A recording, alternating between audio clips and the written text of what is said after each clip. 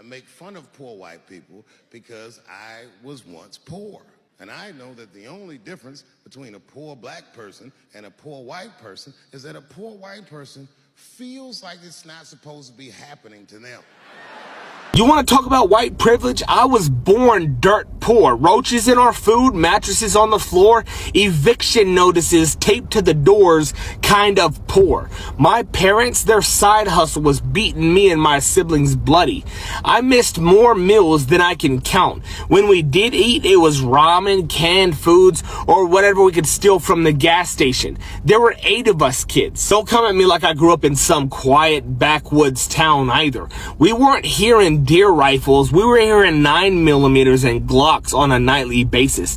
Not because we were hunting, because we were dodging stray bullets in the inner city. I had a baby as a teenager, thought maybe I could break the cycle, went to college, flunked out quick. Life was swinging before I even had a chance to plant my feet. Then the military came knocking, promised me structure, a future, and a way out. What I got? Another flavor of hell. Straight out of basic, they shipped me to Afghanistan.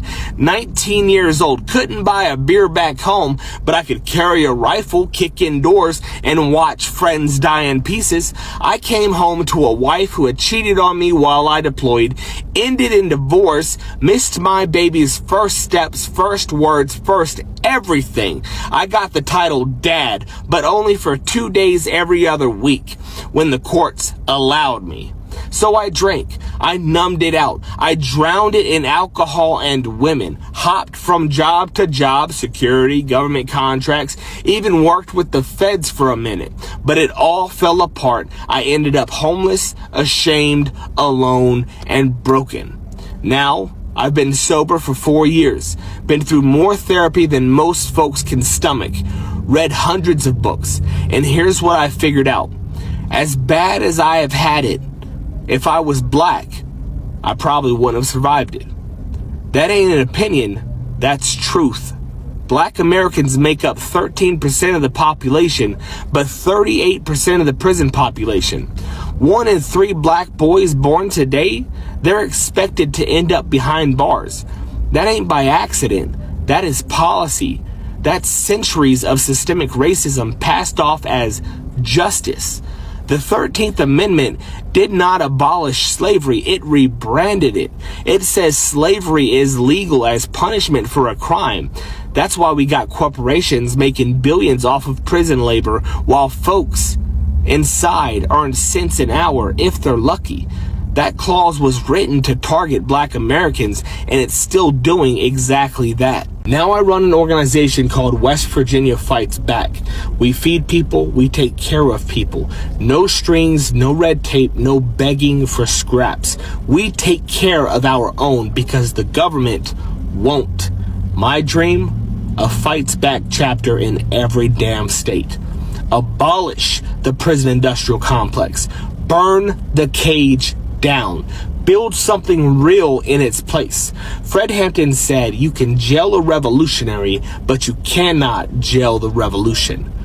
This is not about shame. This is about responsibility. If you've had the privilege of not being targeted by the system, you've got the duty to help tear it down. In America, there is a misconception about who is on welfare. Now, let me just say this. There is no one program in the United States that constitutes welfare. There are many social programs in the United States that are part of what the United States calls the social safety net, which is really not much of a safety net at all when you consider the meager benefits that people receive. So what I've decided to do is look quickly at the statistics from the last census. Now, this holds true going back, but actually in the last 20 years, it has increased. The number of people receiving public benefits of some sort or another has increased amongst one particular demographic, and that is amongst white people. 20 years ago, 61% of all the people receiving public benefits of some kind in the United States were white people. Today, or as of 2022, or as the last census, 76.2% of all the people receiving some form of public benefit were white people, and the rest were people of color, 13, people of Asian extraction, 6%, give or take, and people of Hispanic,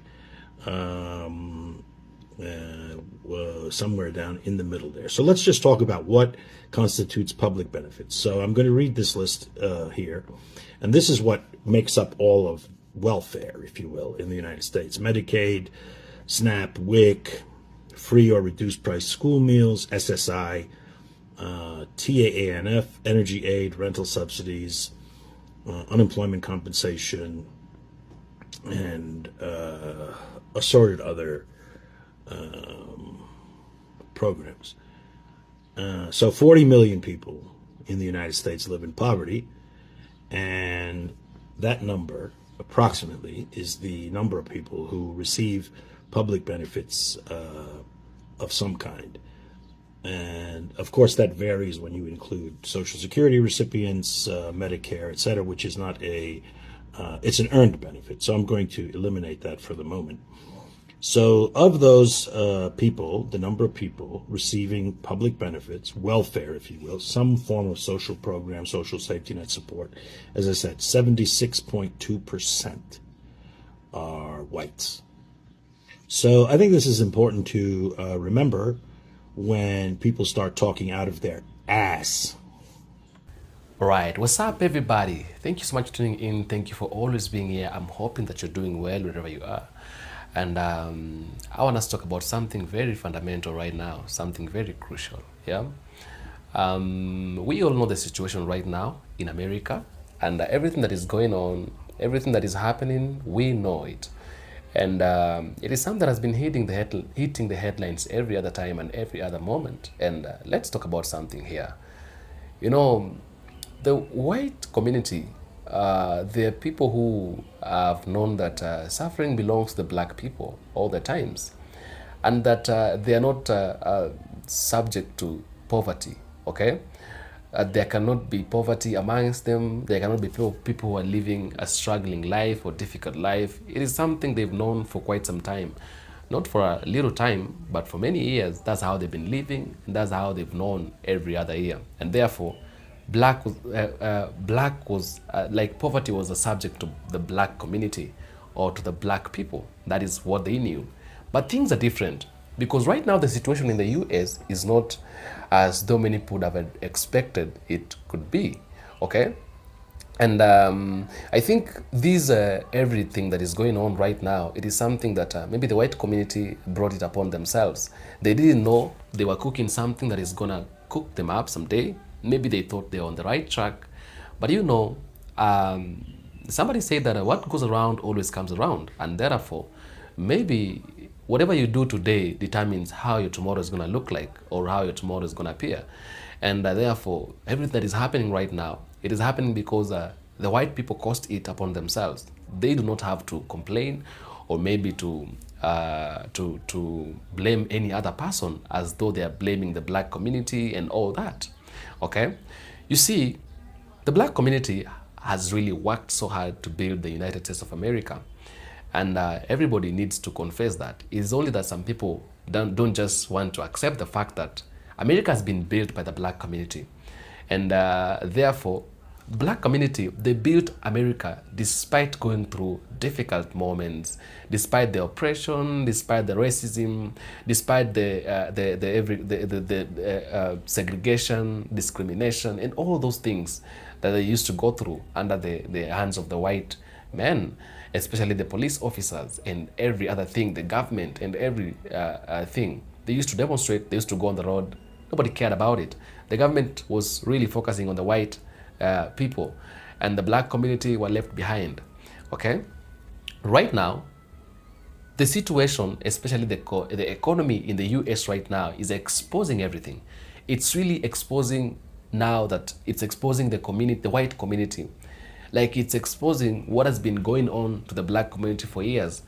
It's now coming out clearly and everybody can be able to see it. Nobody needs to be told. You can see it. I can be able to see it. The books are are writing that the history is everywhere, and you can be able to see it. The live stream medias are actually live streaming everything. Go to the social media platforms, talk about the TikTok, the YouTube, and every other platform. You'd see these things happening. So it's not a matter to hide anymore. And even if you try to hide it, it's going to come out clearly. Now, I want us to look at these videos. Yeah, the videos I'm about to show you are videos of the white community. Some of them accepting the fact that they needed to do better. Some of them complaining, some of them crying, some of them feeling like things are difficult. You see, and actually trying to find and figure out how to come out of all this situation. Okay, so I want you to look at these videos, then I'll come back with my thoughts, okay, to share with you. Tell me in the comment section what do you think about it. Share with me your thoughts also. I want to say it. And I'm going to tell you, if it's your first time to be here, don't forget to subscribe to this channel. And for the returning subscribers, I also do appreciate you so much. Yeah, so don't forget to subscribe, like, and share. Press the notification bell. Be the first person to get every episode as it really comes in. I will really appreciate if you're gonna do that. Until then, let's take a look at the videos. First, the face of poverty in reality looks very different than some people's perception. Thank you. Well, let me put a finer point on it. They Thank you, think poverty Congressman. is black Thank and you, Latino Congressman. and Hispanic people Thank in this you. country, but poverty also includes a lot of white people in America. So I posted about white folks on food stamps, and one thing I kept seeing was that welfare was created for white people. I knew that it was created during the New Deal, so I did some more research because I didn't really know the whole story, and I thank you guys for responding and helping me learn stuff. So during the Great Depression is when we saw the beginning of things like Social Security, unemployment insurance. But here's the kicker. When Franklin Roosevelt built those programs, he had to make deals with Southern Democrats in Congress, the same folks who were big fans of Jim Crow, to get the support of these racist white Southern politicians. The programs were designed to exclude farm workers, domestic workers, jobs held overwhelmingly by Black, Latino, and Indigenous people. So right from the start, Black and brown families were pushed out of benefits so that white people could get them. Then we move forward to the 1960s, and there's this war on poverty. It finally opened up welfare programs more broadly, and that's when food stamps became permanent. Well, permanent, we don't know what Trump's going to do to them, but they lasted a long time. And guess what? The minute more Black and brown families started accessing this help, the politics shifted. Welfare got a new image and a new target. By the 1980s and 90s, with Ronald Reagan and his gang, they pushed the welfare queen myth. That's a racist dog whistle meant to turn public opinion against safety nets by blaming Black women for poverty that white policies created. That's the truth, you guys. So yes, welfare was built for white people, and when others finally got in the door, they tried to burn the house down. If you want to blame the right people, you got to get curious.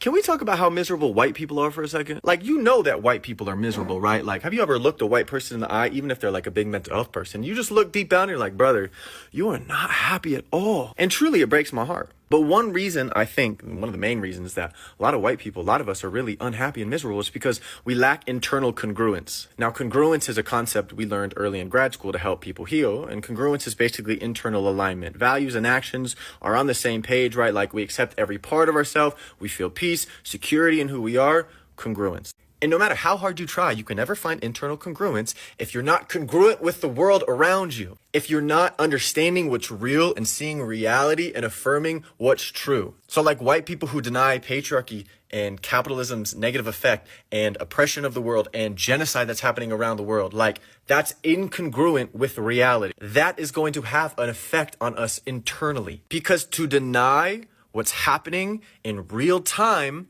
we have to deny certain parts of us, certain emotions, certain thoughts that come up. And the more we run for that, the more incongruent and separate we feel, the more dissonance that comes, the more miserable we are. And a lot of times we're not actually dealing with our own pain and our own reality because we're all suffering under capitalism and white supremacy. Like, it affects us different ways in intersectionality, but like, it affects us white people too. You don't think a stormtrooper in the fucking Star Wars movies hates his life? You don't think he hates being bossed around all the time? You don't think poor white people living in the Empire, like in a city walls, like in a Game of Thrones, like you don't think that they're miserable under it, even though they're not miserable the most? To be congruent inside, to not be miserable anymore, it takes accepting the realities of the world, seeing how those toxic systems affect us, and then moving to actually be congruent. Because deep down, humanity has goodness at its center. So yeah, white people, we're miserable because we're not congruent, because we're denying the realities of the world, and thus denying ourselves. Welfare is for citizens, and citizens have always been white. Between 1775 and 1855, the United States government issued over 500,000 land bounty grants. These grants went to people who served in the military, but here's the thing, they were transferable, so you could sell them, and that's what soldiers did. White soldiers, because even though there were black soldiers serving in every war since the Revolutionary War, only white soldiers were eligible for land bounty grant. You can't own property if you are property. Ugh. So the pale privates and Caucasian colonels were eligible to get these land bounty grants, and they would get them from the government, and then they would sell them to somebody else. Oh, did I forget to mention these were big-ass plots? So they could definitely sell like 80 acres and live on the other 20. Or 60 acres and live on the other 40. Never. Welfare is for y'all. It's always been for y'all. Because what? Hey TikTok, I'm just on here wondering if anybody's feeling the same way I'm feeling. I'm from Illinois, and I feel like the gas prices and the electric bills and the prices of food is just so overwhelming anymore. Like, I'm wondering if anybody else is feeling like they're drowning and they can't get out. I work overtime and I cannot get above water. I mean, I literally have no gas for next week. It was either that or get a few groceries to get by. I hit my local food pantries. I'm just wondering if anybody else feels like they're drowning.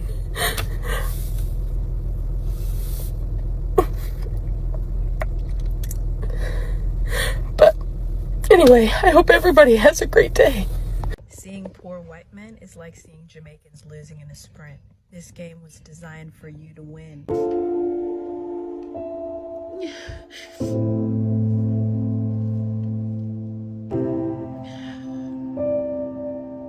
This is the first month I won't be able to afford rent. I'm not a rich person. I don't have a lot of stuff. I have basic household necessities, a couch, a bed, washer, a dryer.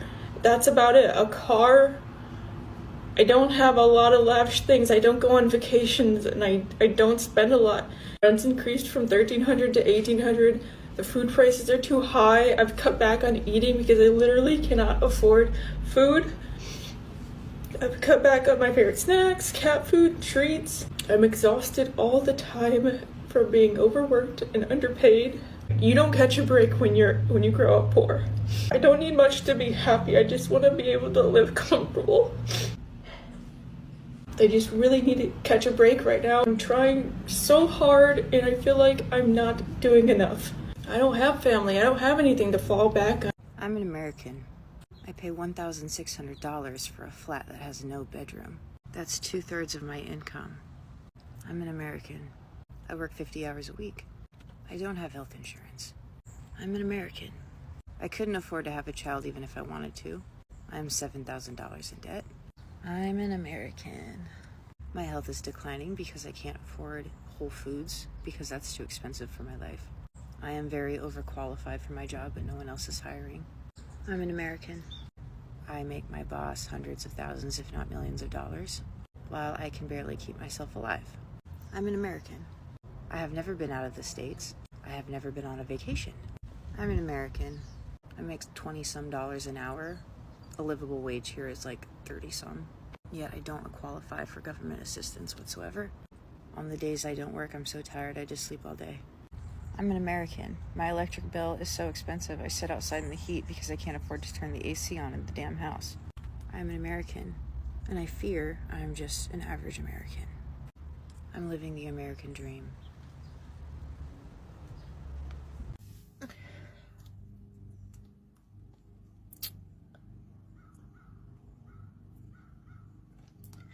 Everybody keeps saying it's going to get better.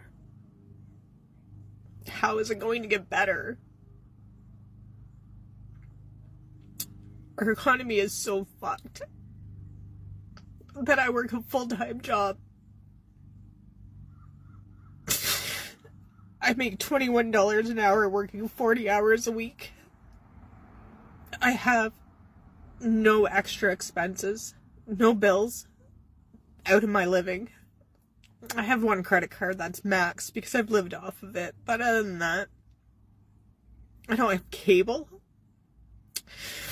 I haven't had cable in 10 years. We have cell phones, but, you know, that's required to live on. But other than that, nothing extra. On paper, my bills are $2,701. My income is $2,710. Do the math. $9 a month before I pay for food, gas, car repairs, any entertainment. There's no money for that. And my car is dying. It's paid for, so I don't have car payments now that I'm going to replace. And I don't know how to do that on $9 a month. $9 to feed myself, $9 to buy a car, $9 for insurance. Yeah.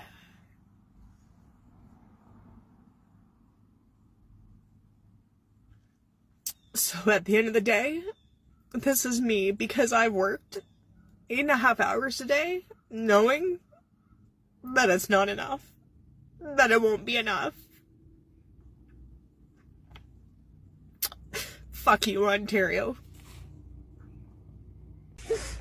I'm absolutely heartbroken. Someone's jumped over in the night and put salt all over the land. That means everything I've planted won't grow. And I can't replant on it because it won't grow. So all the hours and hours and hours of work that we've put in is now dead. And they've done it everywhere.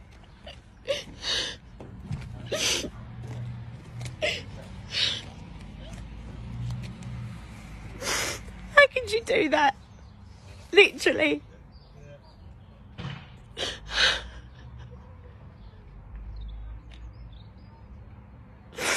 I hope it makes you happy. I really do. Top person. But you know what? You won't stop me, because I'll just pick it all up and I'll carry on. Okay, I can't plant in this section, but I'll carry on. You won't stop me whatsoever. Why, oh why do poor white people vote against themselves time and time again? They vote for Trump and the other MAGA politicians only to have every promise broken, prices go up, social supports evaporate. Here's why. First, remember what I talked about recently, the psychological wage of whiteness. That term was coined by W.E. Du Bois to describe poor white folks being paid with social status rather than decent living conditions. They're convinced by the elites that they're better than black folks, better than immigrants, Latinos, LGBTQ folks. They're convinced that being white puts them in the same league as the elites. Of course, the elites know otherwise, but the poor whites buy it because they're grasping at straws. Second, they are convinced that the people they're supposedly better than are the big threat in their lives. Not the rich, not the corporations or the politicians, but immigrants, black folks, welfare queens, LGBTQ, criminals, you know, the usual scapegoats. Third, the elites promise protection to poor white folks. A politician comes along and says, I'll keep those people in their place, or I'll kick them out, or I'll lock them up. Or, more politely, I'll defend your values. They don't say, I'll make your life better. Well, they say it, they just don't mean it. They'll say, I'll make sure they don't get ahead of you. Fourth, they vote for the punishment, not the policy. When a law gets passed that slashes public housing or school funding or food aid, they think, good, that'll stop those lazy freeloaders. And they do some mental gymnastics that make them believe it's worth losing those things for their own families in order to see those problematic black people and immigrants and so forth being punished. It gets to a point where just seeing those guys being punished is reward enough, which is pretty sick, but that's how behavior works. Their housing, schools, and groceries are on the chopping block too, but they blame that on Biden. Always a scapegoat. They get hit by the same policies they were told would punish the others, and they blame the wrong people. The system fails them, but they've been trained to blame the scapegoats, not the cause, which is the rich people, the people they voted for. So they think the problem is still those people, not the fact that they were personally manipulated by the people they voted for. They're basically saying, I'll take the hit as long as you don't help them, or worse, as long as you hurt them. That is the psychological wage Du Bois was talking about, the trade-off between material security for racial status. And that's a crying shame, folks. One share, like, save, and comment shows that you care about white people taking responsibility for racism in America. This work is important to me, and I want to keep doing it. If you want to support me, consider a donation of any size to coffee.com/Kelly Snyder. And yeah, spelling is important. Get curious. Right, welcome back again. Thank you for being here. Now, the government of the United States of America has really taken care of, and it has really been concerned about the white community in the US. And there's no problem about that, because it's good to take care of people as a government. It's good to be concerned about the people as a government.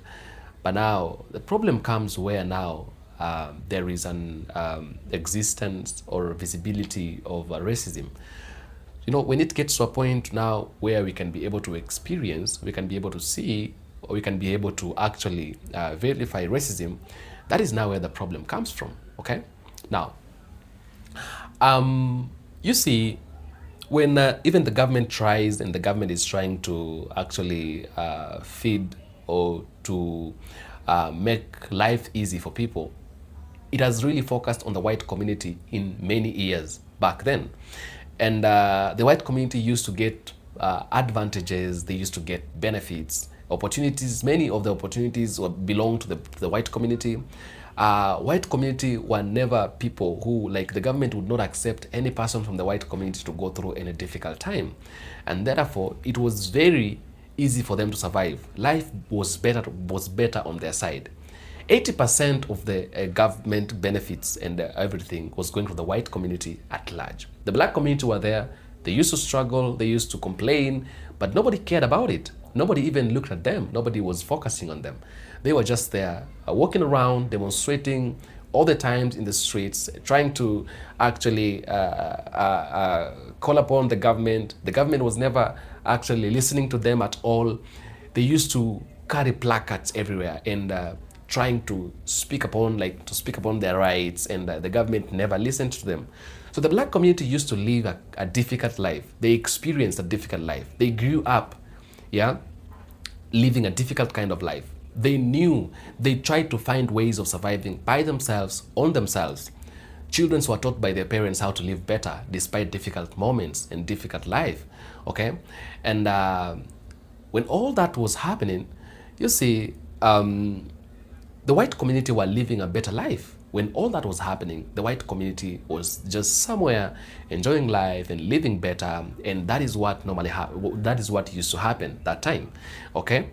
Now, here comes a government and goes, another government comes and goes, another government comes and goes, and for years, black community have suffered to an extent. Suffering is part of them.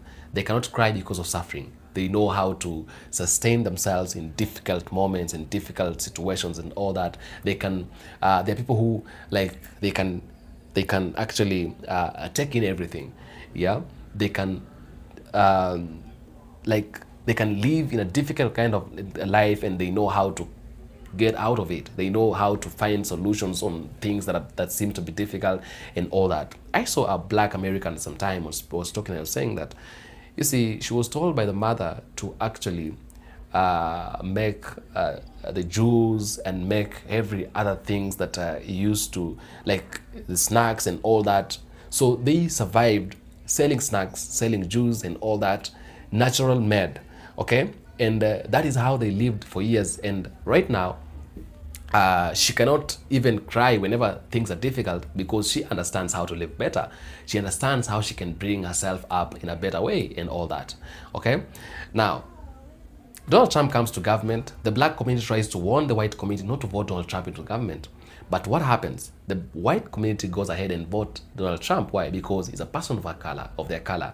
He's a person who looks like them, a person who actually was promising a lot of things. He came with some policies of deporting the immigrants. And when he mentioned deporting the immigrants, you see, the black community knew something wrong is going to happen here. The white community were happy because the white community wanted to punish the black community. They knew by Donald Trump deporting the immigrants, black people are going to be deported back to their countries because they believe that America does not belong to the black community. And therefore, now they were very happy about that. They felt like, you see, if we vote Trump into power, we are going to punish the black community. And it was because they wanted to punish the black community. The black community told them that, you know, what you're about to do is very wrong and you're about to make a mistake of lifetime. You're going to regret. But what did they say? They said that, you see, we know what you're doing. They felt like what they're doing is the best thing to do. And nobody has to talk. Nobody has to say anything about it. So they went ahead and into the government, they placed a leader. They thought he is better, you see. And somebody, after everything happened, you see, somebody came and said, you see, the trees in the forest, they voted for an axe to be their leader because they saw an axe having a handle that is made up of wood, and now they were convinced that the axe is one of them. So they voted for an axe to become their leader, okay? And after some time, all the trees in the forest lied down because the axe did what it could do better, yeah? So what happened is that the white community were convinced because Donald Trump is white, and therefore they thought maybe we can't vote Kamala Harris, we want to vote somebody who has a color that looks like ourselves, okay? That is what really happens.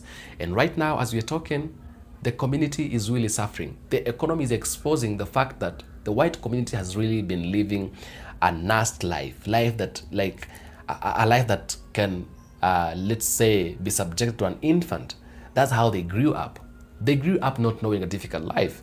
So now a little hard economy or a little difficult economy is making them suffer. It's beating them thoroughly. Like, it's making them look like people who don't know how to live. They don't have tactics of actually dealing with situations in life. Yeah, that's how they're looking like right now. And they feel like the black community is being favored. The truth is that the black community is not being favored. The black community just knows how to live better in a difficult situations. They just know tactics of life. Like, they know how to endure difficult times and all that, and difficult situations, and to find solutions for them, because this is the kind they've been living all their years. So they understand better. Now, the white community have not been living this kind of life. So right now they feel like things are difficult on them. They feel like the black community are enjoying life. The truth is that all of them are suffering. The difference is one of them is used to suffering. The other one is used to a soft life. Now that a difficult life has come, it is very difficult for them now to survive in that difficult life. You see, so the white community right now, they feel like, so poverty can actually hit anybody. Like, poverty can follow anybody. Anybody can live in poverty, or rather, crying is not just made for a certain race. Crying can actually befall on anyone, because right now they're crying and they feel like they're not supposed to be the people crying, that the black community should be subjected in cries and tears and all that. Right now, they're surprised, they're shocked that even we as white community, we can also go through difficult kind of life. That is what they didn't know. That is what they never expected. And as the situation is, the bad economy is exposing them out. Tell me what you think in the comment section. I'll do my best to make sure I read the comments and give a response where possible. I am a presenter, The Black Empire. Okay? Thanks for coming here. Thanks for tuning in. And I welcome you back again. Thanks for watching. God bless.